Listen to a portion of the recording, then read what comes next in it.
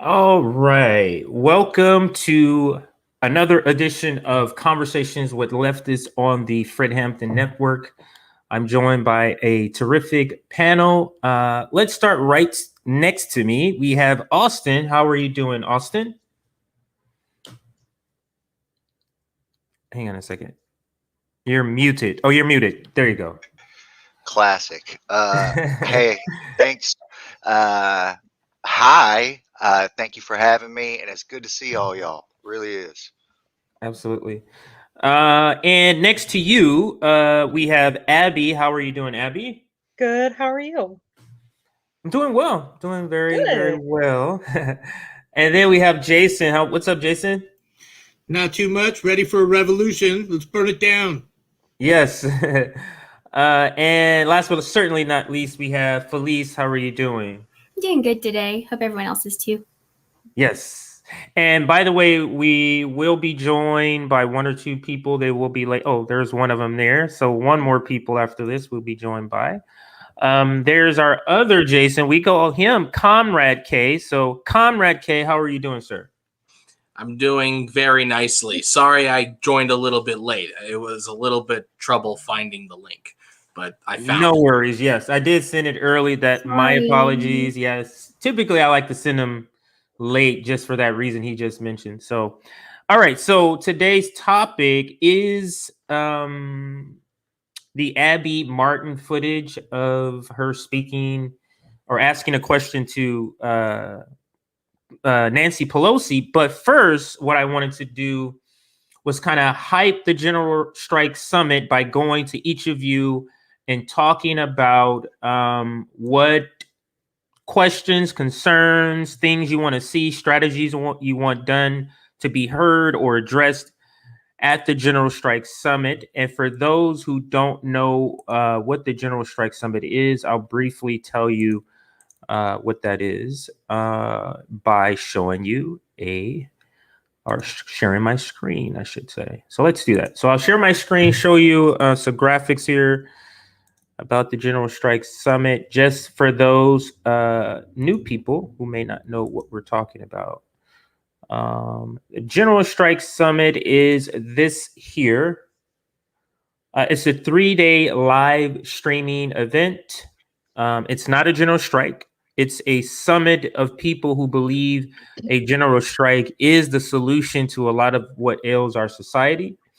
So, we have a few labor directors. Actually, I was surprised one of the AFL-CIO directors of Vermont is going to be on. We have some other labor leaders that will be on too, but that's one of the ones I'm looking forward to listen to. So we have some labor people on. We have some organizers on. We have some people that do mutual aid.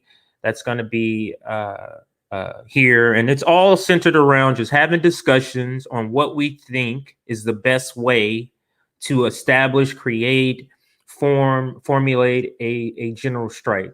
So that's what this summit is about, is talking about, having conversations about it. We'll have some guests as establishing why we need a general strike, like a Jimmy Dore, who's talking about capitalism, or Professor Zonkas, who's talking about the traumatic effects of capitalism. You'll have guests like that, and then we'll have guest organizers who's talking about how to organize, how to build a infrastructure in a mutual aid infrastructure in your area.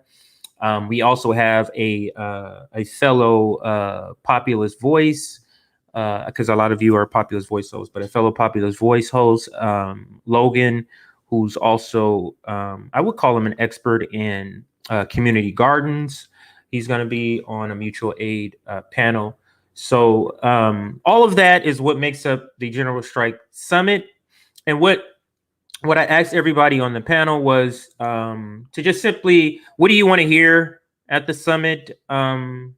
And let's go ahead and start with Austin. We'll just go to Austin, then Abby, and circle right around. So Austin, what are some of the things you want to hear, concerns you may have that, when I say concerns, that means like if someone is on the fence about joining with a general strike because of some concern they have.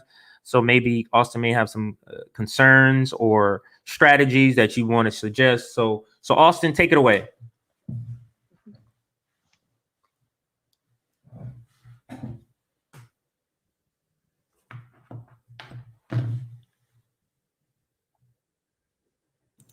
You're muted, Austin. No, he's off now. He's off now.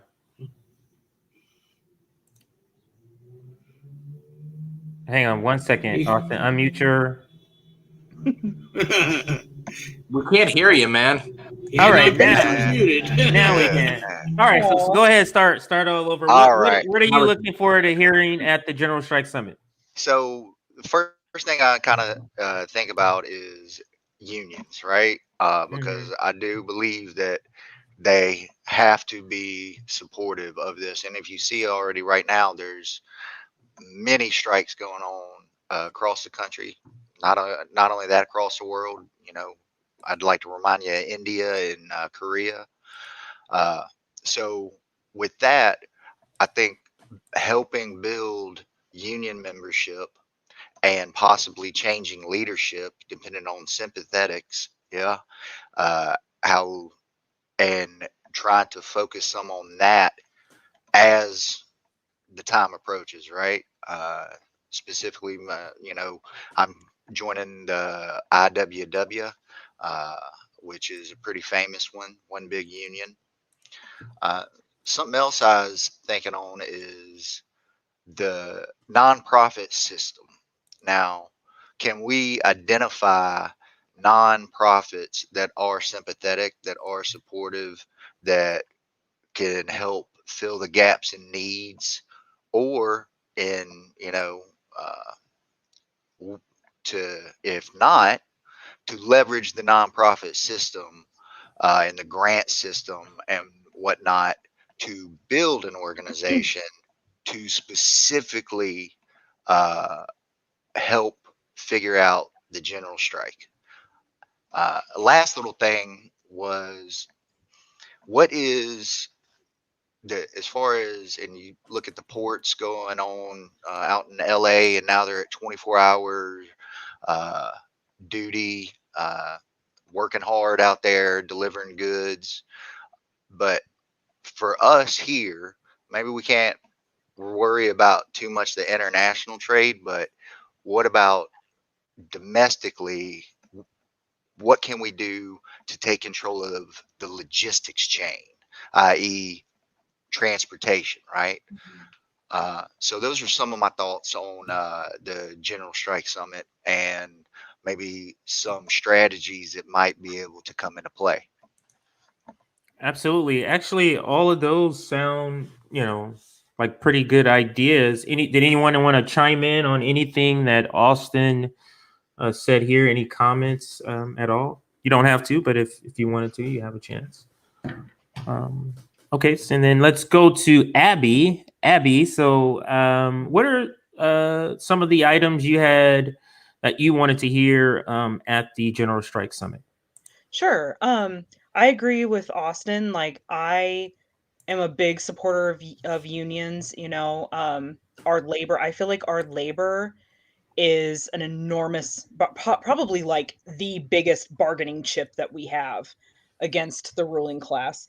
So yeah, I feel like aren't a lot of union leaderships, like our leaders, aren't they just, I feel like a lot of them like drink the establishment Kool-Aid. So I feel like Austin brought up a really good point, like making sure that we get the leaders who are sympathetic on board with us. But anyway, some questions I had were, so has the United States or other countries, have they ever attempted a general strike before? Have they ever done it before? Um, and if they have, what worked and what did not work, so then we can learn from them. I feel like if I recall correctly, I think it happened in Iceland. I think like a whole bunch of Icelandic women just walked off the job, and they went on strike so that the Icelandic government would address the gender pay gap.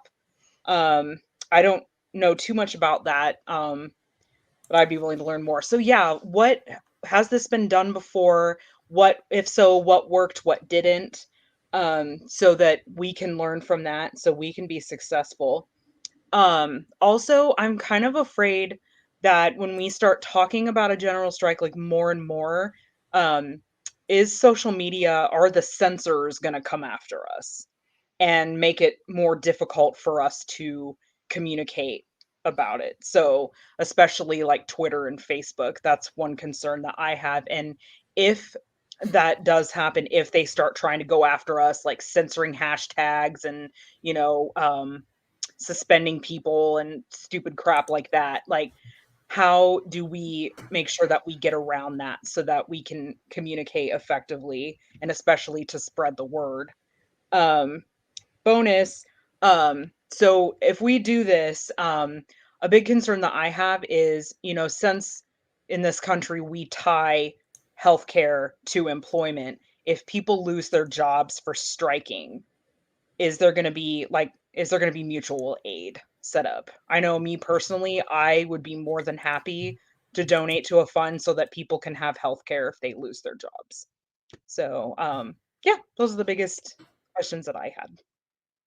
Absolutely, and I think all of those were great. Especially that last one, the mutual aid factor. The mutual aid, I think, the security of mutual aid or people believing in the use or the establishment or the infrastructure that we have of mutual aid is what's going to be key to how many people are going to participate in a general strike, because that security, you got to have that security. Like people, no matter how much we want to think community, people want to save themselves first. So they want to make sure their family is taken care of first. So if we can make sure and take away that obstacle, that would be key. I absolutely agree. We do have several mutual aid panels. The one I can think of off the top of my head is on Sunday.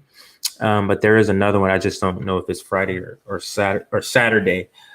Some mutual aid organizations will be on talking about building that. So let's go to Comrade K, right below me. What are your ideas? Before I say that, let me just hear what you say. So what are your ideas about what you want to hear at a general strike summit? Well, I'd just like to start off by saying, yes. I immediately, like when you started explaining what this thing was, this General Strike Summit, I was immediately relieved when you said that this is a summit for discussing that sort of stuff. The think tank that I've been, me and plenty of other people have been suggesting. I'm very, very happy about this. I feel like this is the beginning of something great. Now, in terms of what I can contribute, here's the thing. This seems like a very new thing. The amount of stuff that we could add and contribute to this summit, I'm assuming that we're going to have it more than once, right? These summits are going to be a regular thing. That is the concept. That is the concept, okay. Yes. Mm-hmm. Yeah. I feel like all we can do is grow on it from this point. And all the people that you showed, like on that picture, like all the faces and whatnot, all those people who are joining us and being a part of this summit, that is a good sign. We need to ensure that keeps growing every single time we do this. And one of my biggest things that I could personally add, and this is kind of like to combat the whole censorship thing that was brought up, we need to continue to reach out to prominent leftist online bodies as much as possible. You're right. They can start censoring hashtags. They can start suppressing content. But what's really good about the online left is that we are very decentralized. Now, that can work against us, but in this case, it could work for us. I have a list of different online leftist bodies that we could reach out to talk about this summit with and invite them and grow this. And, through their audiences, we could reach new ones and whatnot. I'm sorry if I'm sounding a little babbled here. I'm just really excited about this. I think we could do nothing but just add on to this. I think we need to bring on experts who are very mindful in terms of how to set up mutual aid funds and networks and whatnot. How we need to bring on experts who are really good at how do you organize a protest or a strike. We need to bring on people who are experts in these fields and then communicate those to our collective audiences, communicate that information, and also see how we could be involved on the ground in their respective areas. Again, this is the beginning of something good, but we have to continue to reach out to multiple different leftist bodies and people, because this is something I believe that a lot of leftist groups can agree on, no matter their allegiance to, not allegiance, their preference for a specific ideology. And if you guys want, I can like give you some suggestions of people and orgs we can reach out to. If that is, absolutely. We're always interested in hearing, because you never know what diamond you can find, or I'm not going to say diamond in the rough, but what information people can give to something like that to contribute to something like this. So absolutely. Right. Some I can think of immediately as well. In terms of organizing student unions and workers unions and strikes and all that kind of stuff, I'd like to, well, not plug, but essentially shout out an organization that I'm a part of. I'm in Canada. Fight Back is a Canadian organization, a socialist newspaper, and we are in the business of helping people strike and organize, whether they be students or workers. We help either create new unions or radicalize people in already existing unions. They're very mindful and knowledgeable in that field of harnessing worker power. So if there's any way you guys could reach out to them, that'd be great. The Gravel Institute is a big one. I'm pretty sure most people here know who the Gravel Institute is. If we yes, we are reaching. We've reached out to them. Yes, we're waiting. Yeah, that'd be pretty good. There's a YouTuber named Second Thought. He makes very well done videos from a leftist perspective, talking about the failings of the American system, the American economy, imperialism, all that kind of stuff, and talking about the pros of socialism and good examples of socialism and how we can apply that to the West. And he's genuinely very positive about these things and really helps just eliminate all the gray blurs of all these questions that we have and helps focus us in a single direction. He could be good for that. There's a channel that I watch frequently called Renegade Cut. He's more into analyzing media and how conservative propaganda infiltrates almost every single aspect of the media we consume, from the videos, videos we watch on YouTube to the old slasher movies of the 80s to children's TV shows to anything, really. Like, if there's any political propaganda in media, he is there to dissect it and call out the right for it. And he's also very pro-worker and very left-leaning himself. So I believe we could reach out to him. And there's another one. His name is Sean. I think he's based in Europe or the UK. I'm not sure. But he's very left-leaning himself, and he works to dispel right-wing myths and right-wing talking points and just destroy right-wing grifter talking points, essentially, just countering any conservative propaganda. And there's another one that's based in the UK, personal favorite of mine. Her name is Abigail Thorne. She runs a channel called Philosophy Tube, where she from a leftist philosophical perspective, whether it be Marx or Engels or Hegel or Black Panthers or anything like that, she takes socialist philosophies and applies them to different social issues that we face in Western society, and she makes it very fun and whatnot.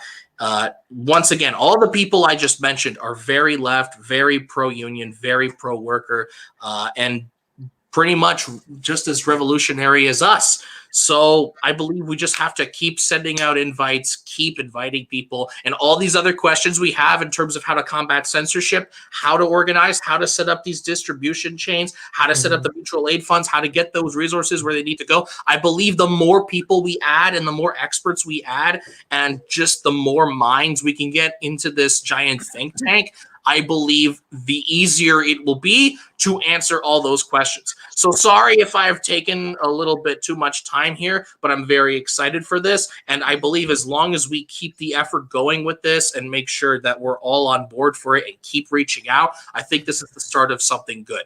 So that's no, you don't have to apologize, Comrade K. Everything of what you said was on point, and what you said sparked this flyer here of the Red Berets, because some of the things you were talking about, they want to cover during their hour, and that's why I was bringing up this, because some of the stuff you were saying, they want to cover or talk about us at least. And they are appearing Friday, November 12th at 7 p.m. Eastern. The Red Berets. It's a bunch of them. So check that out. I just wanted to throw that up there since you were mentioning some of what they're going to cover. So great. Thank you, Comrade K. So let's go to Felice. Same sort of question. What are you looking forward to hear, or what would you like to hear talked about? Concepts, strategies, concerns addressed. You have the floor. Okay.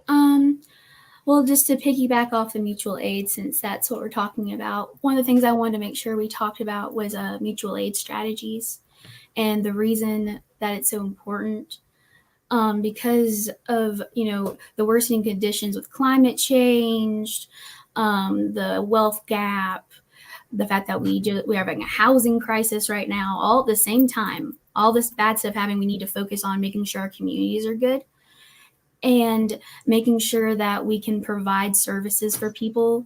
And basically that the fact that it's about working together to build up our communities, and that it's solidarity and not charity needs to be kind of a big thing we discuss. So I want to make sure that people have a good understanding of what mutual aid is, and that it's so we can build up communities on their own, so they have something else to go to rather than the government as their only option. Like the Black Panthers, they made 13 health clinics across the US when they were doing stuff. And they provided good health care. They had doctors, nurses, they had everything. They were helping throughout the country in a lot of different ways. They had over 60 different survival plan programs for mutual aid in place.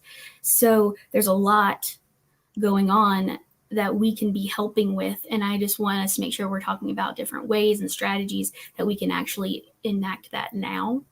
And that's basically the big thing with mutual aid for me. And then let me stop you there. A lot of people don't know you will be on the General Strike Summit. Yeah. You're providing, you and your husband Z, who is also who's the host or co-host along with you. Oh, he's the host. He's the host. Okay. Yeah, he's the host. But he told me to give you credit, so that's why I'm in, because you do most of the work. So you and Z do work on a show that it's called Revolutionary Reader on the Populist Voice Network. So I liked how the show was ran, and I asked for you to do, we put out a request for somebody to do, because we feel mutual aid is such an important thing. I'll bring this back to the group, that we felt, who did mutual aid the best? And we was like, the Black Panthers. So we need somebody to have a lesson, to give literally the history and the lesson on the Black Panthers mutual aid. And that's going to be a dedicated hour where that's all we're discussing. Yeah, it's going to be a great history lesson. Right. Really, so videos I can contribute. Oh, really? Good. Great. So talk to each other in the DM and or in the chat. I'm sorry. So what I wanted to do, why I said that, was, can you give us a small preview? I'm not saying tell us everything, but give us a short preview. If you were telling somebody to hype up what this hour was going to be, how would you describe it? You've been going through the information you've learned. How would you describe what you're going to be, what this hour is going to be addressing, talking about? Okay, so basically what they had set up was over 60 survival plan projects that they wanted to instill throughout the U.S. So they were wanting to make sure people had food, water, clothing, basic needs, safety in a way to provide themselves with self-defense, health care. There were so many different aspects of the community that they realized that if they just banded together with community members, that we could provide for ourselves more than the government was ever going to do and ever will do for free, because it's just everyone helping each other as a community and building that up now in a time where everything is so conflicted and everyone is so at each other's throats is really needed, because as a society, we are just at each other too much. Mm-hmm. And we need to remember that it's us against them. We are the people. We are the people who are the 99%. I mean, that's so much. And we all could be helping each other rather than thinking that someone else is going to end up helping us. And I think that the Black Panthers had such a good grasp on the strength of small community and how much that a few people can really make a big difference, and that people don't have to live this way.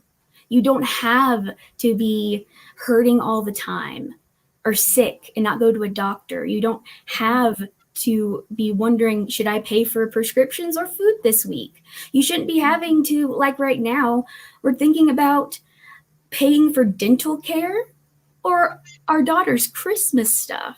That's not something we should be able, this is not something we should be doing.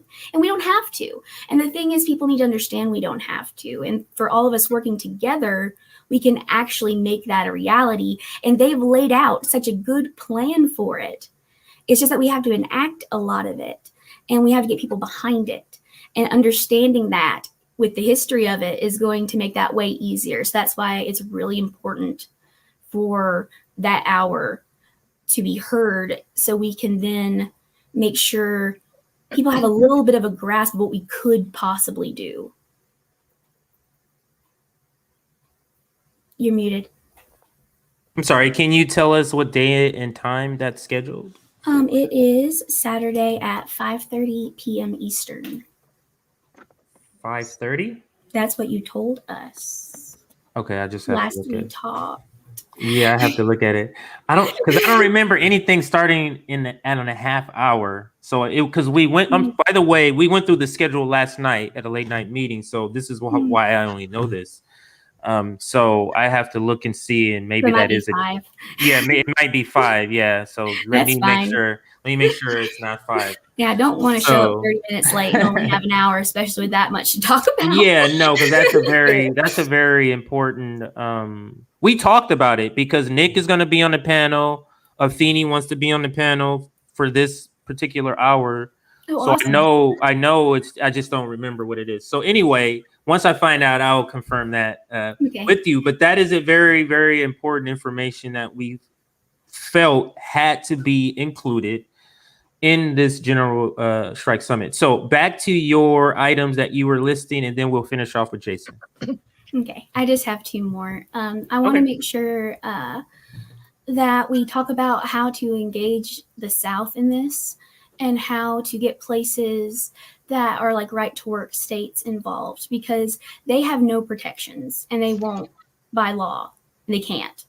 So we need to talk about how to really get people engaged when they have so much going against them, and how we can then spread the word in more conservative places. Like I've sent out things on Facebook and stuff because that's mostly what people around here use. And I've gotten a good bit of responses now, about 30, saying they're going to try to watch, but I only sent it out to people I, thought would watch and not, get angry at me. And I want to figure out how to actually talk about this more so that everyone can be involved more, not just a certain group of people. And that's the last thing I wanted to make sure of, is a concern I have in tone.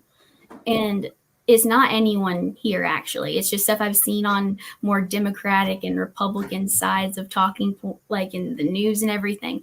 Everyone always sounds so condescending and arrogant and asshole-ish. It's awful.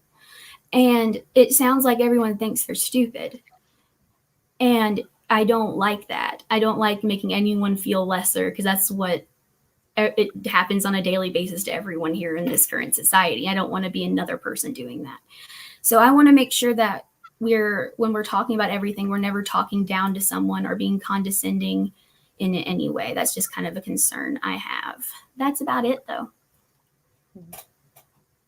Absolutely. Those are some great items And I think just about all of that should be covered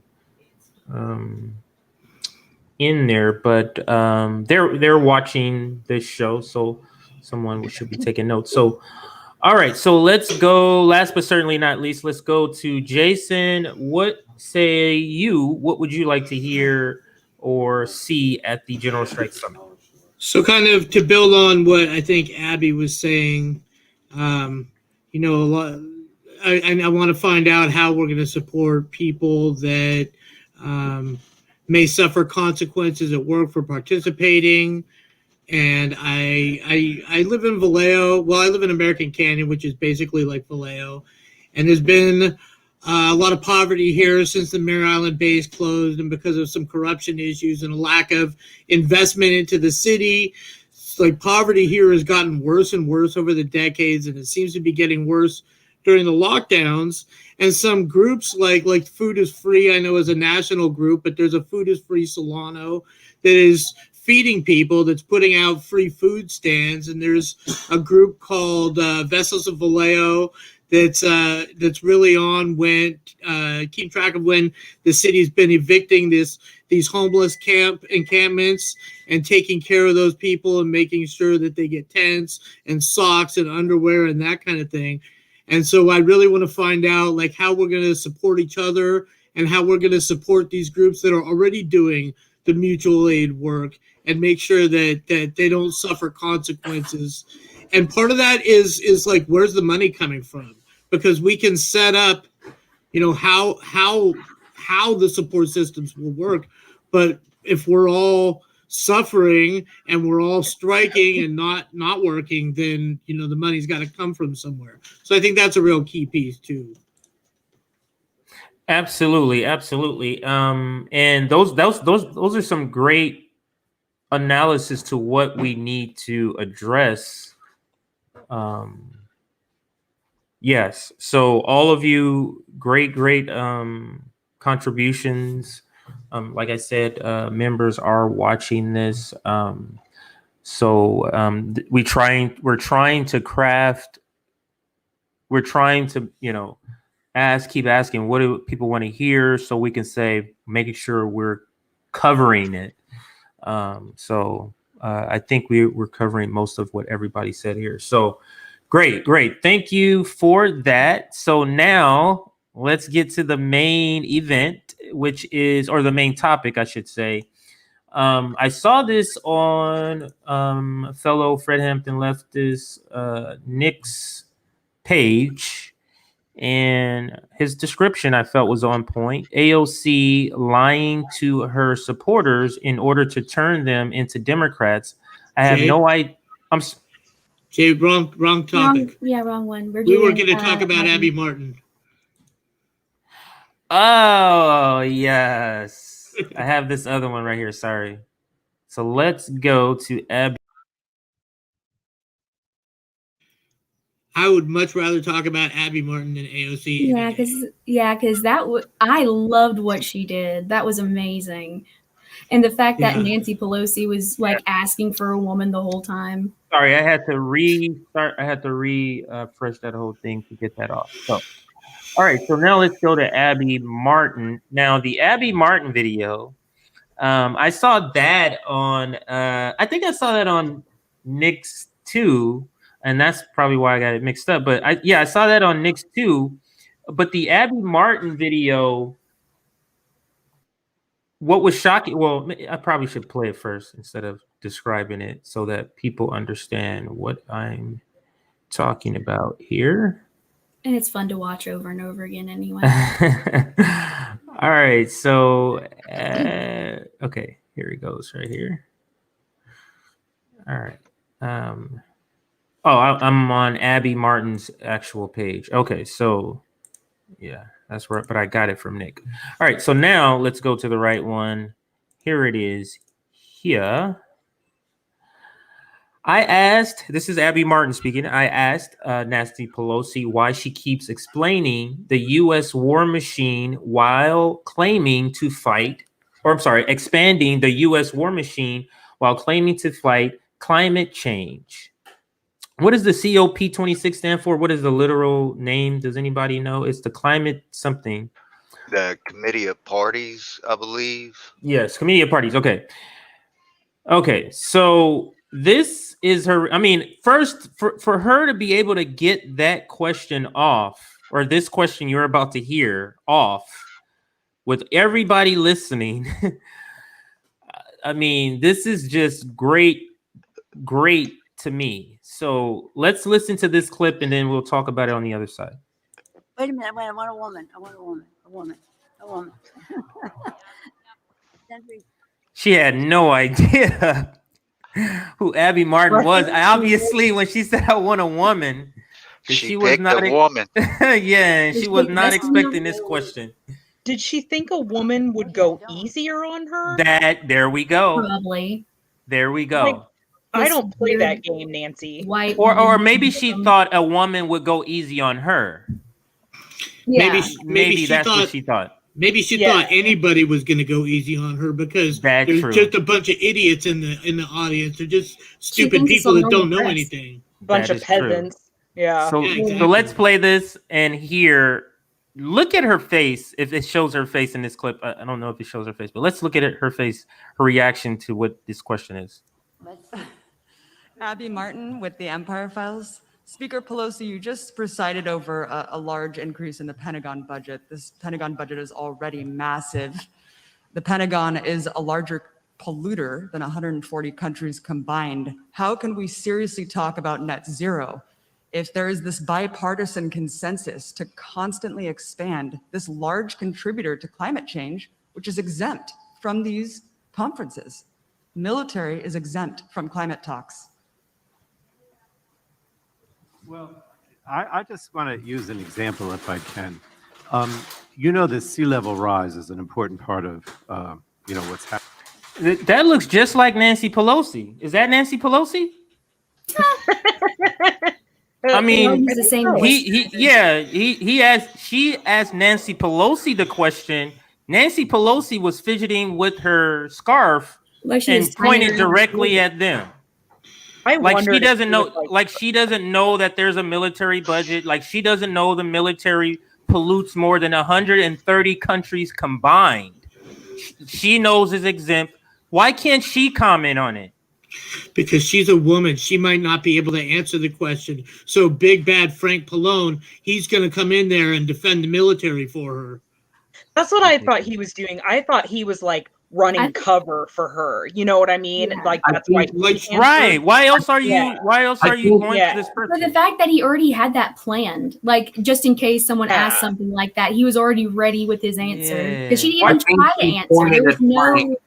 So let's listen. Let's listen. So, because I know all of you have seen it, but everybody else for our audience, let's play it and so they know what we're talking about here. I do think that's what Nancy Pelosi looks like in the morning before she puts her makeup on. But I've had so many talks with the Defense Department, with the Navy in particular, about how they have to respond to what's going on. So I really do think that there is no reason why what we're putting together, with Build Back Better and other things, can't respond to the Defense Department and have the same impact in terms of reducing emissions. And I do think that the Defense Department is very much aware of the fact that they have to play a major role, both from a strategic as well as, for the good of the world. So I don't see what we're doing in any way, or, increasing the defense budget as being something that's inconsistent with climate action. I really don't. He proceeded to say some words salad and then finish it off by saying, I really don't see what you're saying, by not even directly commenting on it. Yeah, so let me just go back a second right here, Austin, right before you say this, but just notice what he says. He doesn't answer. He doesn't answer the question. Can't respond to the Defense Department and really do think that there is no reason why what we're putting together, with Build Back Better and other things, can't respond to the Defense Department. Now, what does that mean? There's no reason it can't respond. Does that say anything? That's not telling us anything. He's just theorizing. There's no reason it can't respond. That's it. That's his. Now let's hear. Have the same impact in terms of reducing emissions. And I do think that the Defense Department is very much aware of the fact that they're aware they're polluting. It's ridiculous. So, Austin, go ahead. What were you going to say, sir? Well, I was going to say, awareness don't mean shit. Not really. Like, I'm aware that most days I'm an asshole, but if I don't do nothing about it, what the fuck does it matter that I'm aware of it? What did he fucking do? That is my point, Austin. Like, he's pontificating about what could happen, and that's the answer. And then he proceeds to say, so I don't see what you're saying. I don't see it. When he didn't say anything, he didn't address the question at all. Go ahead, Austin. Can I say something? Yes, go ahead. I'm sorry. Go ahead. So I actually think they know exactly what's going on with what Pelosi ends up saying. They know exactly what's going to happen. That's why he's not answering her question, because there's a reason. She gets to it 100% at the end. Yeah. So let's play exactly that. We all have seen this video. That's why we can kind of talk about it. But let me finish it. It's just what he's saying is so ridiculous. That's why I have to say something. But let's finish it so that we can talk about this with our audience seeing the full video. So let's finish it. You have to play a major role, both from a strategic as well as, for the good of the world. So I don't see what we're doing in any way, or, increasing the defense budget as being something that's inconsistent with climate action. I really don't. And may I just add that national security advisors all tell us that the climate crisis is a national security matter. It is, of course, a health matter for our children, the water they drink, the air they breathe, etc. It is a jobs issue between clean technologies being the future of our workforce and the training for all of that. It is a national security issue because of the all of the conditions that climate crisis produces. I won't go into all of them, but they are cause for migration, conflict over habitat and resources, and again, a security challenge. National security. Was she trying to say that's why the budget has to be high? Because we're funding. I think so. We're funding climate change through the military budget. They're going to make the military budget higher because they're going the absurdity. To but let's go to Felice, and then we'll go to Abby. Felice, what say you about that, or what were you saying about that? They know what they're doing because they're not going to do anything about climate change. The reason they're putting money into the military and everything is because they know everything's going to collapse. They're making sure that they have their military good and that they can make sure that they can get the resources where they want them. And because they know there's going to be infighting, they know all the horrible things that happen when climate change gets us, because it's going to get us. So, but it's just that they know exactly what's happening. They know where they're putting their money. They're not stupid. They just think we are. That's the difference. And we're not. So we're seeing through this kind of bullshit now, because it is. Yeah. It's just, I mean, maybe it's me. Am I the only one? It's like, they don't have very good poker faces. Like, I can see on your face that you're not even really believing what you're saying. So let me bring in Abby. Abby, go ahead. What are your thoughts on what you saw, what you heard in that video? Oh, Lord. There's so much to unpack here. So the first thing I thought of was like, this is just the typical like politician bullshit answer where they just try to like weasel out of giving you a direct, no, we're not going to do anything about climate change. And they just, like you called it, Jay, like a word salad. It's just, they refuse to straight up tell you that they're just going to maintain the status quo. Mm-hmm. So they just spew bullshit in your face and hope that you swallow it. Right. Like, I was like, this is just typical politician bullshit spewing. And like, also it's like, it's just, another thought I had was like, how much defense contractor money, how much fossil fuel industry money have Rep. Pallone and Speaker Pelosi taken? Exactly. Because that's why they're not going to do anything, because their donors don't want transformational change. They want, like, bullshit incrementalism, which is what got us in this problem in the first place, is because nobody was willing to take the necessary action. Nobody still is. At least no one on Capitol Hill is, And it's just like, and then when he brought up Build Back Better, like, that's not going to do shit. Like, Yeah. that is crafted. The gaslighting, as Yeah. if Build Back Better is doing anything significant at all. Like, it's not even a penny towards what needs to happen. It's just so ridiculous, the gaslighting. I just hope that everybody or more people is seeing through the madness. I think let's go Jason and then Comrade K. Jason, what are your thoughts, initial thoughts on what some of your fellow panelists are saying, your thoughts on the video, your thoughts on Nancy Pelosi, and what the other guy, I think his name is Frank Pallone. Frank Pallone, yeah. So Frank Pallone, he wants you to know that or maybe it was Pelosi that said it, that we know that this is a national security issue. And the reason for that is because, or they know this, they do know this. And that's why instead of invading countries like we did in Syria, we are now funding extremists in countries like Ethiopia. So we don't have to be the contributor. We'll just fund the Ethiopian, the FTLP, or we will, conduct propaganda campaigns like they're doing against Nicaragua, and we'll fund the opposition parties to run, and then we'll pretend that they're being arrested wrongfully, that the Daniel Ortega is arresting all the opposition and not arresting legitimate treasonous criminals that have been working against their country. For the viewers, we didn't introduce ourselves, but for the viewers' sake, I ran for Congress against my congressperson twice. I'm running for the third time. And a couple of years ago, he had a town hall, a climate change themed town hall in Napa. And I went to that and I asked the same question. I said, the U.S. military industrial complex is the number one polluter in the world.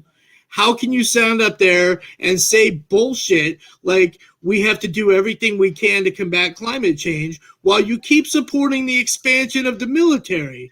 And his answer was so much bullshit about, Congress has been working for years. I think it's Elizabeth Warren who's working on a bill to green the military. Green the military? So first of all, that's total bullshit, because if Congress really wanted something for the military, it would be done in a couple of weeks, not a couple of years. Second of all, greening the military, is that supposed to mean that it's okay to kill people as long as you're using electric vehicles to do it with?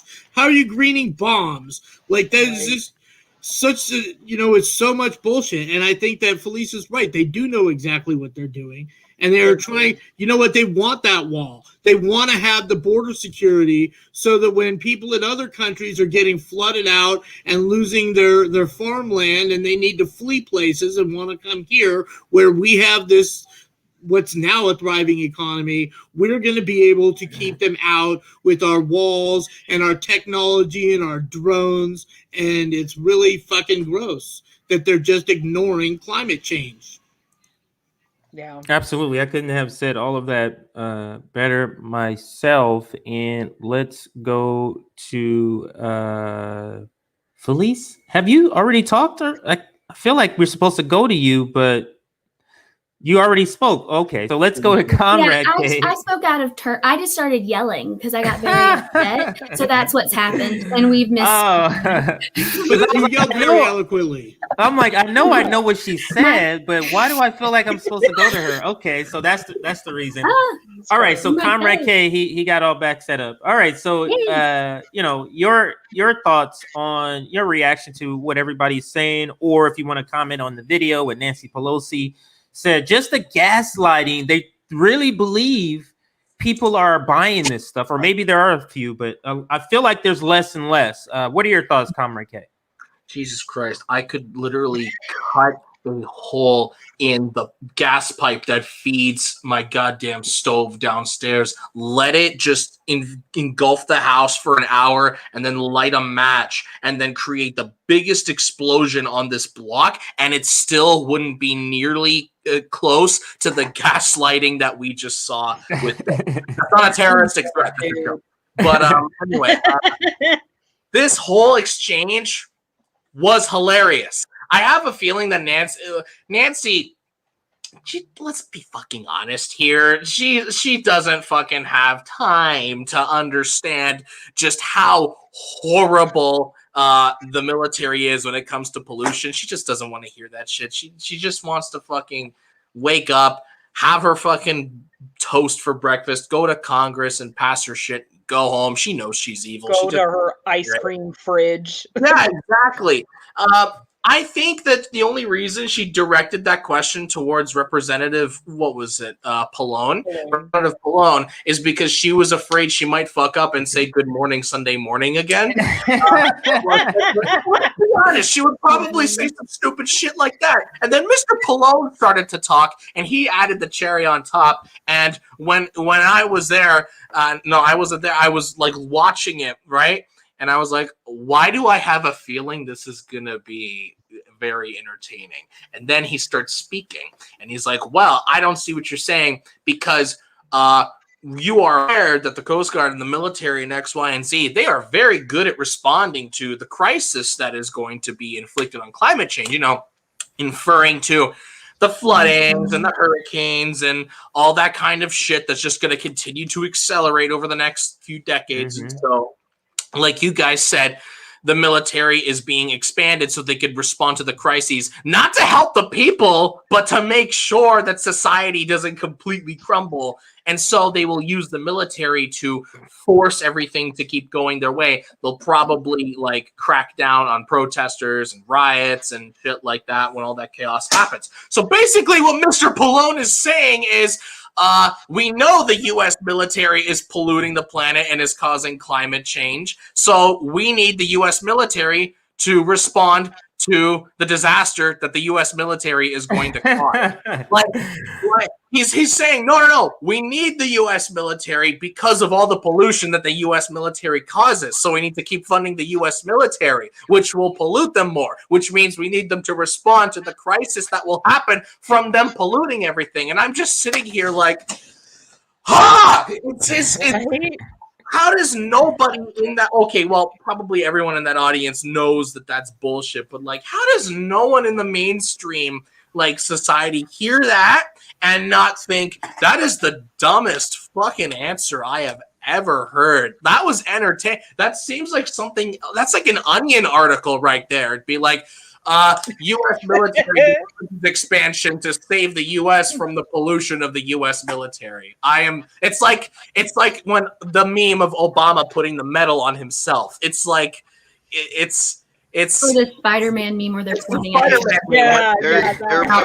moving. It was you, but it was you. Yeah. They're moving exactly. towards So eco-fascism. Hilarious. I thought it was absolutely scummy, and I really like her for asking that question and just putting them on the spot like that. Honestly, I don't think they saw it coming. Yeah, but I mean, because I think it's not an accomplishment, but it's good that the question was even put on a platform like that for everybody to hear, that the military pollutes more than 130 countries combined, for everybody to hear that, because it's a lot of Americans that had zero idea that the military pollutes. They, for whatever reason, think the military just is godly and does everything right. People believe that. Really? Especially Americans, yes. telling me that was good that was put out, that she got the question out. But it was so telling that Nancy Pelosi went right to the rep, as if the rep is her representative, as if the rep, like, is the rep like on some sort of board? Like, why is that particular rep? Does anybody know why that particular rep she went to? Is he part of a committee that would make climate committee or something like that? So you're telling me, sense, but I have no idea. You're telling me that the U.S. military, who uses more fighter jets and bombers and gigantic fucking warships which all operate on fucking fossil fuels and shit. You're telling me that an organization that has dropped more bombs than any other fucking military in the world, you're telling me that an organization like that, which probably leaves ammo casings, millions of ammo casings scattered all across the countries that they've been in, which then seep into the environment and then poison everything. You're telling me that the chemical weapons they've probably tested out before, you're telling me that these people aren't green? You're telling me that they're not configuring Teslas I found what he is. It's just so it's just, yeah, that's why it's the gaslighting is so ridiculous. Go ahead. Pallone apparently has a plot, like, okay, so he has the worst website on the face of the planet. That's the first thing I want to say, I because it just does not saw work. Oh my god, it's awful. Second, he was trying to say with the Build Back Better plan, he wanted to permanently ban offshore drilling along the Atlantic coast, bolster offshore wind and gas leasing along the Atlantic coast, Pacific coast, and eastern Gulf of Mexico. What did he do? One piece of land. Yeah, he's basically just kind of someone who's talking about things they want to do as usual. And you can't even really read it. It's very difficult because of the overlap of the menu in the middle of the page for some reason. I don't know what they're doing. That's weird. But all right, let me go. I'm sorry to cut everybody off, but let's go. So this is the main video we just saw. Then Empire Files, they also post the full video. So if you want to see the full video, go to their Twitter page, and it's in the thread of that video that we watched. Hang on one second. My girls are leaving. And shout out to her husband. I think it's Mike Preisner. He's a veteran. A few weeks ago, he heckled Bush. Yeah, he was at Bush. Yes. But I'll say fuck her. Yes, that's her husband. Oh my gosh, that's amazing! I love them. You didn't know. You didn't even know. Now you love them more. I didn't know. Now I have a new couple to love. Yeah, no, way better than Benifer. No. Let's Can I listen to say this though. About Build Back Better. You absolutely can. Go ahead, and then I'm going to play this video after your remark. So go ahead. So it's just funny that Rep. Pallone was saying that like Build Back Better is going to address anything, because like it's just more centrist incrementalist bullshit. Like it was crafted so that the defense contractors, the fossil fuel industry, the Pentagon, it was constructed, I guarantee people, it was constructed so that none of those industries get pissed off. Oh yeah, absolutely. And then he wanted to put $6 billion into all those things I just listed. That's all he wanted to put in. $6 billion. That's it. So it was never happening. Let's check out this Empire Files video. It's attached. So this is their new thing. They are starting a new series on letting everybody know who the biggest polluter, who the biggest enemy of the planet is the U.S. military. If you're the biggest polluter, doesn't that make you the biggest enemy of the planet? So this is their new thing. This is part of their new segment, their new series in that. So let's watch this video about that. There's no longer any debate to be had. Our planet is on a collision course with disaster.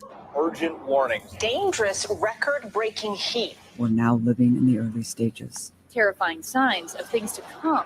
Mass displacement, deaths, and extinctions are already here. Whether the planet can remain habitable for human beings has become a haunting question. Climate change protests happening right now, part of a global call for action. We know there are many culprits: corporations, policymakers, mass consumption. But what if there was one single entity that by itself will bring planetary collapse? One single organization, one single enemy, that not only produced enough toxic destruction to destroy the planet on its own, but was also subject to virtually no regulations, no oversight, no accountability, and as of yet, no blame. If there was a monster like that, shouldn't it be dragged out of the dark and into the center of the struggle to save the planet?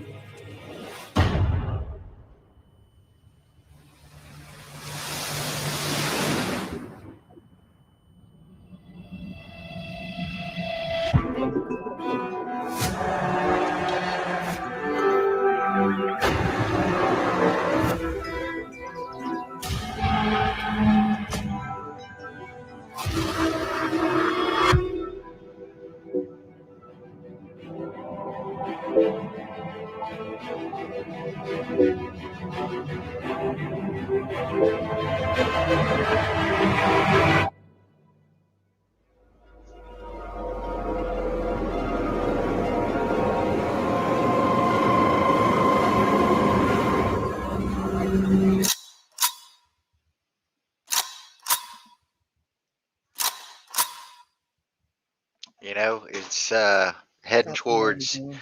eco-fascism and techno-feudalism. Mm-hmm.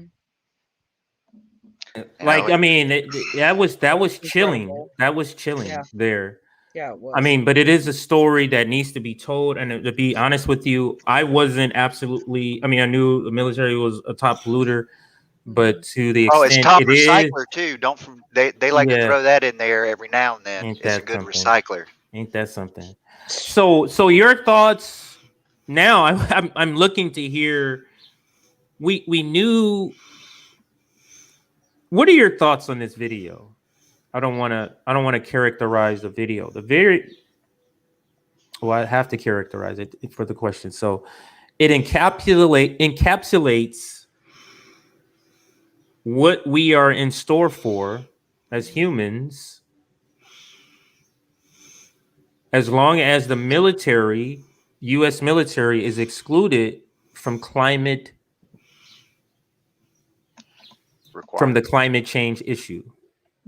Because she said they're excluded. All of this climate stuff we're talking here, Speaker Pelosi, we all know the military budget is exempt from that, and they're the biggest polluters on the planet. I think, is your hand up, Comrade K? Yes. So let's go to Comrade K. Go ahead, sir. I'm not shocked that the U.S. military is receiving no criticism for this, because you have to understand, one of the things that both the Democrats and the Republicans like to argue on every single election cycle is who loves the military more, who loves the veterans more, supposedly, even though they don't give a shit about veterans X, Y, and Z. Criticizing the U.S. military in any way, shape, or form in U.S. history has always been met with such horrific amounts of pushback from the far right. Essentially, once again, they don't care about veterans. They just use the military and their service people as a talking point. The U.S. military, they're framed in the U.S. as like, oh, these are our boys. You know, these are our men and women who protect our freedoms that we don't have. These are the men and women who uphold our rights that we erode ourselves. These are the people who enforce world peace through bombing the fuck out of everybody. These are, you know, they're American soldiers, you know. They do all the hard work. They patrol the seas. They're going to defend Taiwan from China. They're in Ukraine. They're in Iraq still for some fucking reason. You know, these people are us. They are America. The American military is as American apple pie. You can't criticize the military, because if you do, you will get shit on so hard. You will just get a bunch of fucking alpha male wannabes coming at you and just talking down on you and insulting you in every single way, shape, or form. Criticizing the military is not something you can do in the United States easily. So we are at a point where we need to criticize them even harder. And it doesn't matter how much pushback we get, we need to keep screaming to the fucking stars that maybe, just maybe, all these people that operate all this heavy fucking equipment, all those Black Hawk helicopters, those fighter jets, those fucking aircraft carriers and warships, maybe, just goddamn maybe those guys aren't the cleanest people in the world, Well, and can I maybe say something? you're criticized for it. Yes, you can. Sorry if I was yelling a bit there. Oh, no, you're fine. You're just getting passionate. It's just that that's something with the tone I was talking about a little bit. Just we have to remember everyone's a human and that everyone has been gaslit so much. This is like something new. It's like American Stockholm Syndrome. That's what I've been calling it anyway. Huxley talked about how we were going to end up loving our oppression to a point where we wouldn't even know that we were being oppressed. And that's something we have to remember when talking about this stuff. Psychologically, people are people and they are going to make mistakes. And every single one of us have been indoctrinated into this American culture that isn't allowing for truth to come out until now. And everyone is having to relearn everything they've ever known. I'm learning things, and I thought I was intelligent. Every day I'm learning something drastically different than what I was taught in school. And that's the same thing for absolutely every other person, especially people who aren't in this right now. Like the people we're going to be talking to, trying to change their mind, we have to come at them with some type of compassion to an extent. I'm not saying like people who actually war criminals went out and, murdered someone. Not that. But I'm talking about when we're just talking to people like from my hometown. I'm from a rural, small town in South Carolina. And I know that I'm not going to agree with them on everything, and that's okay. And I want to show them that compassion because that's not what the government or anyone else that's ever been in power has ever given. I don't want to continue that oppression. I'm not trying to push my ideas on anyone. I just want someone to be taken care of. I want everyone to be taken care of. That's my main goal, and I think that's everyone's main goal. And we have to remember, even the people who are in the fighter planes and every other thing on the ground, soldiers, they thought until we, show them or they find out later or whatever it may be, they think they were doing the right thing at the time. And that's something we have to remember, that psychologically, that is hard to get over. You can't easily get over that. I think that you were on a battlefield, you killed someone and you thought that was for a good reason. Do you understand? Because I couldn't. I never want to understand that feeling. So I know that we're going to have to give people some time, and mental health is going to have to be a huge thing that is involved in all of this because it's deprogramming. It's like cult deprogramming. There's a whole system that they do for that. And you can totally say something now. Yeah. Well, let's actually bring in Austin and Abby and Jason into the conversation. Mm-hmm. And so what we're talking about is the second video kind of delves more into like what we're going to be expecting, the flooding, the real world effects of climate change and how it's already happening. So, and then it talks about how, what's chilling to me is at the end, when it talks about if all of these oil companies, all these other polluters stop to zero emissions, we still will be on the path because of the military. That's the part. Absolutely. So terrifying. if we could do more for climate change by slashing the military budget than anything, any singular thing. There's multiple things you can do, but if we can do one thing and we just say, cut the military budget by 80%. That would be the single thing we could do. So let's go to Austin, then we'll go to Abby. Austin, what say you about just like the real world effects? And you're a veteran. Did you know the military was the #1 polluter? And anything else you want to comment on, sir? The floor is yours. Yeah, a few things.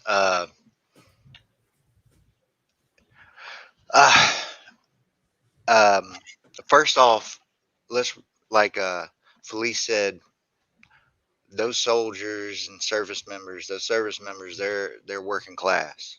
Yeah. So yes, keep that absolutely in the front of your head. Yeah. Yep. And with that, you know, as far as criticism for an organization, what fucking organization would choose Mike Flynn as a fucking general? That shows you their leadership selection process that might need to be fucking evaluated. Beyond that, you know, one of the first things I learned about the military was the biggest recycler. I remember hearing my motor sergeant say that shit. But I did learn, you know, the military industrial complex, industry, pollution, 5,000 bases across the world, give or take. The, you know, pollution aside for a second, just the human destruction, millions. We're responsible for millions of deaths in our lifetime, in my lifetime. And you know, they're in a paradox. Yeah, they have on one hand, you know, status quo of and understand that the military's mission, if you put it in one line, is to prepare for war, and win for national defense. So with that as their mission and the burning of the world, right? They do not work together. Yeah. One must always, in my personal opinion, the earth must always supersede the other. But for the military, it's, you know, written in legal, it's in the, not the Constitution, but it's, you know, codified what their responsibilities are. And maybe a change in the mission statement would be a good damn start. But you know, real quick though, I'd like to say fuck Nancy Pelosi's etc. in her description of everything. Callous motherfucker. And take it away. Absolutely. And let's go to Abby. Abby, same sort of question. What's your reaction to the real world effects of climate change in that Empire video? And the fact that the military is the #1 polluter. What's your reaction? I knew that they were a major one, but I didn't know that they were the top one, top polluter. That trailer breaks my heart. I'm really, really glad that Empire Files, that Abby Martin is doing that film. It is definitely something that needs to be made. I agree with Comrade K. Like, people treat you like you are, you know, the devil incarnate if you criticize the military, you know, mainstream politics. And just the fact that, you know, that we keep amping up the budget, like, you know, every time they go to vote on a budget, every time that they amp it up, it's just like, it just proves that it's like the #1 priority in this country is not our people and our planet. The #1 priority is maintaining the empire. And the top way in which we do that is the military.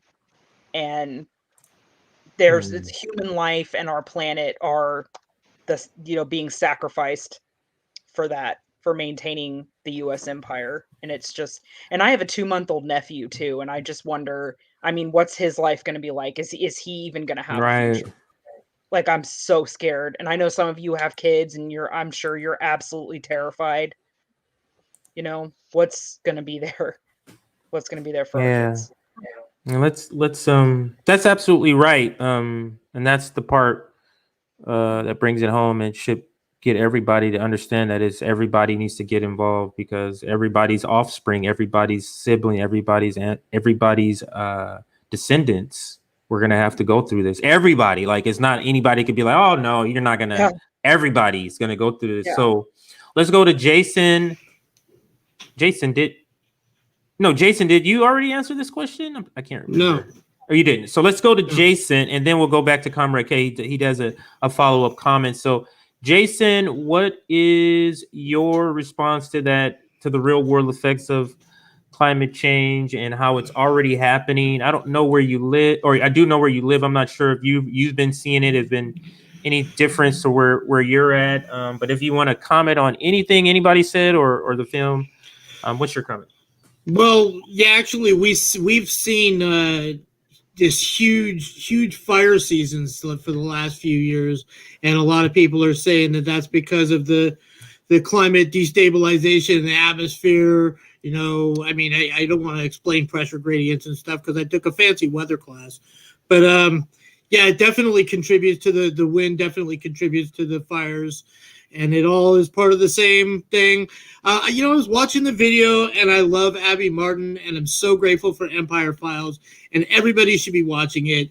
And I kept thinking of little bits and pieces that I've heard about how the military abuses certain areas, and like the burn pits, how they abuse their own soldiers. And there's an island, I think it's called Vieques, off of Puerto Rico, where they use as a bombing range, and it's totally polluted. And I've heard of outside a military base in Japan, how the soldiers just kind of litter. They throw their trash all over the place, and it looks kind of gross. And I mean, these are not carbon emissions, but it is all related, and it all has to do with how, you know, the U.S. military just not accountable to anyone for anything, even regarding climate change. You know, it's terrible. You know, It really terrible. is. It really I'm is. glad. Go ahead. Felice's right that when we address this with people, I mean, everybody is so fucking propagandized, and everybody has internalized this stuff. We've internalized it that we're this great military. We've internalized this idea that people in other countries want us to come there and coup their leaders because they want Americanism. And they want democracy. So many people believe that we have to have military bases all over the world so that we can protect our shipping lanes, or because Kim Jong-un is going to kill everybody. They truly believe it. And there are millions of soldiers that are in the military, you know, because they wanted to do something good, to do something better, to avoid poverty, to get away from gangs. And there are a lot of military parents, and you can't tell them, you don't want to tell them that their kids are bad.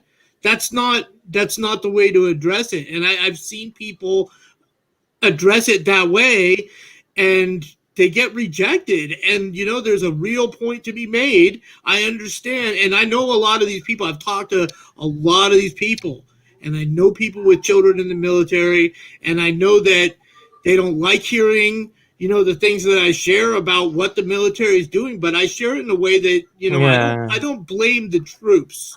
I blame the leadership that is, you know, irresponsibly deploying them to places like Syria, you know, to support this shit. So, I mean, that's a really important piece, is how we address it. Absolutely. And I'm sorry, I did say Comrade K, but Felice, did I not cover? You haven't spoken either on this question. Is that correct? I have. Oh, you have. That's the reason why I felt like, okay. All right, so let's go back. I keep butting in and talking in the beginning and throwing you off. It's fine. No worries. Comrade K, you had a follow-up. I saw your hand. I just wanted to make sure everybody else got a chance. What is your follow-up, sir? Yes. So here's an idea for everyone to ignore. These U.S. service members who sign up and they understand that they are risking life and limb for their country. Well, yeah, that comment right there, I'm going to get on that in a second. They understand that they're risking life and limb, right? They understand that they face the possibility of death, right? That comes with every rank of the military, Army, Navy, Air Force, for whatever reason, right? They train so hard. They spend so much time away from their families in a country that is completely alien to them, in a hostile environment.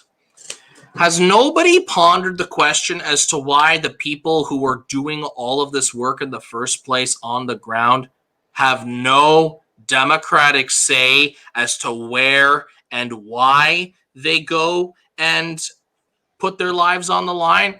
Like, I feel like if I'm the one who's volunteering to put my ass on the line, say I would want a little bit of say as to where and why I die for, because I don't want to fucking die for no private oil company or whatever. All right. Like, I'm pretty sure if all these people knew for a fact that their deaths were in the name of preserving corporate profits, they wouldn't be so keen on going to war, which is absolutely horrible.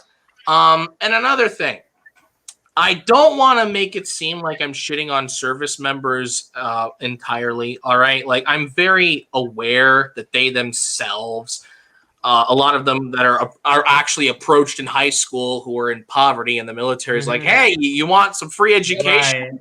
Yeah. Exactly. Let's go for war, It was right? like the program at my school I was a part of, pretty much. Yeah, I understand that. And I understand all this stuff about compassion and shit like that.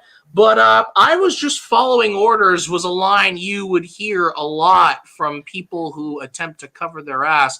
I'm pretty sure that line was spoken a lot at the Nuremberg trials, but no one wants to fucking touch on that. No, fuck that.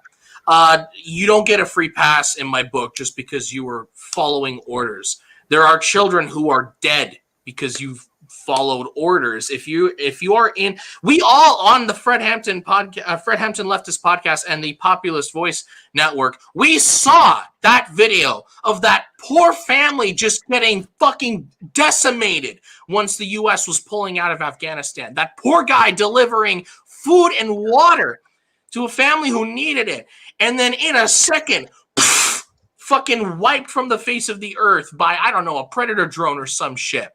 The guy who was fucking operating that thing, or the guy who was in the bomber, I was just following orders. No, fuck you. If you did that, I'd punch you in the face if I saw you and I knew you did that.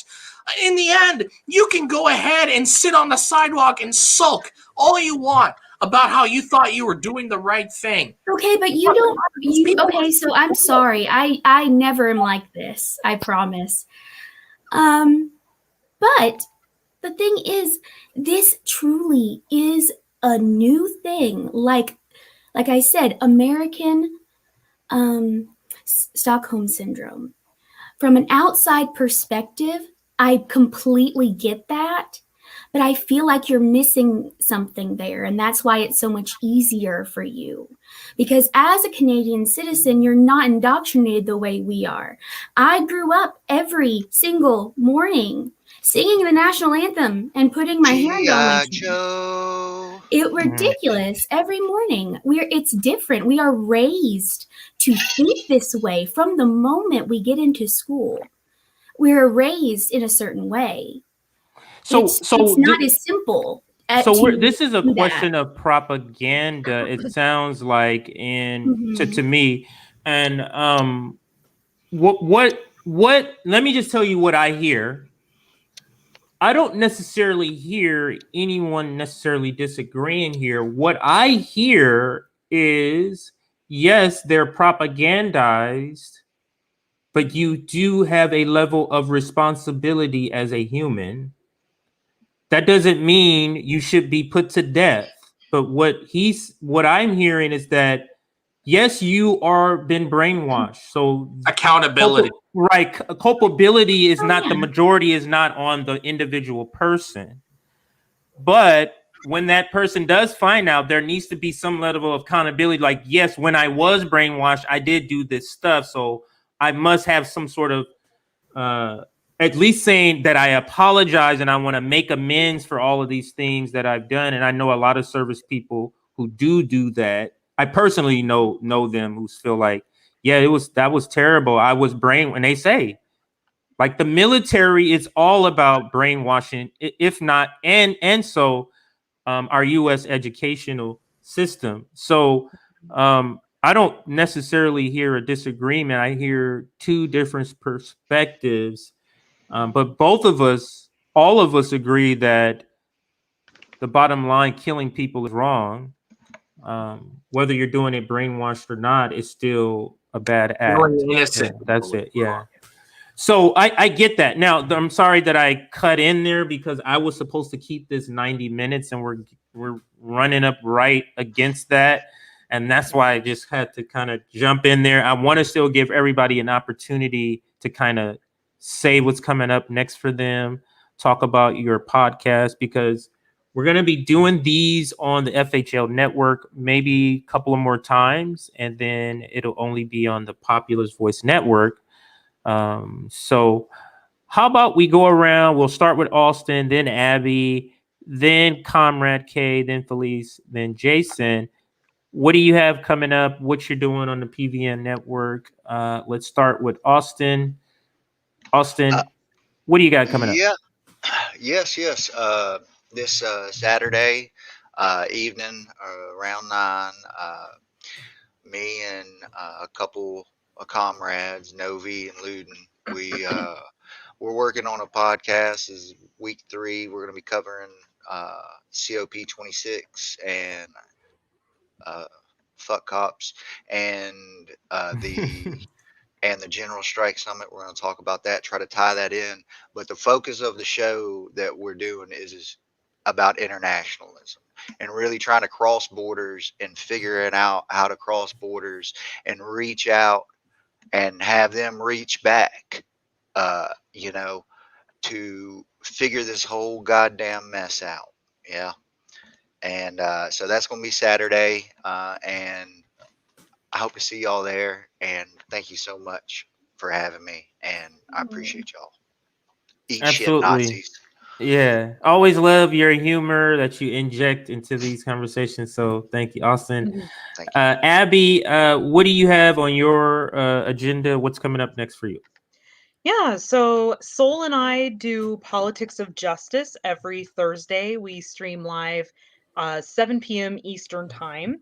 Tomorrow, because tomorrow is Veterans Day, we're going to have an episode where we are going to talk about anti-imperialism, so anti-US empire.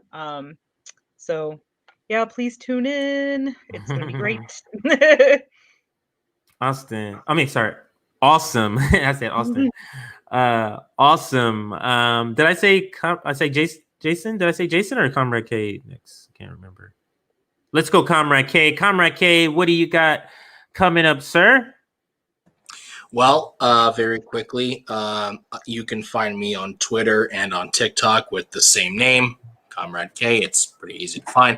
And I have the podcast every Saturday at 5:30, Comrades Log. Although I am very much considering changing the name of the show, and especially for the big topic that I plan to cover this week, which is the new approaching hot war between the United States and China, and why a war between those two superpowers is the last thing we want, and why we should do everything we can to stop that. So that is me. You can catch me every Saturday at 5:30.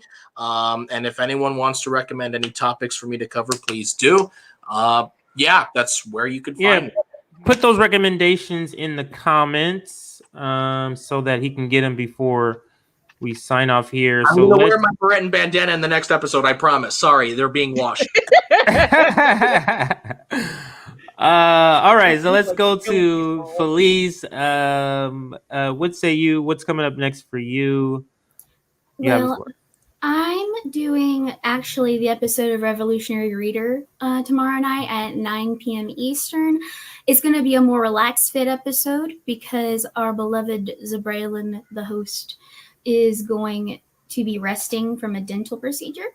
So I'm going to be doing more of a discussion chat kind of episode just so it's a little chill before the General Strike Summit.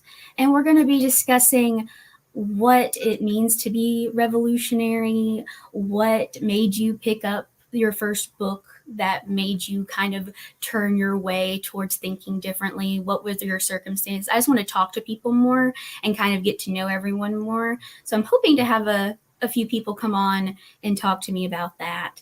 And then on Saturday, doing the summit on Saturday at 5 p.m. Yes. Yes, that's what everybody's waiting for, learning about the Black Panther mutual aid. Yes. All right. Last but certainly not least, let's go to Jason. What is going on with you? What do you have coming up, Jason? Well, I'm running for Congress in my area. It's the Sonoma, Vallejo area. The confusing thing is running for Congress right before redistricting is I don't really know where my district is right now. I know where my district was. Oh, wow. So, I assume that the city I'm in will still be in my district. But you can't take anything for granted these days with the fucking government. Wow. Yeah, the way they draw maps, you never know. So that's about all I got going on right now.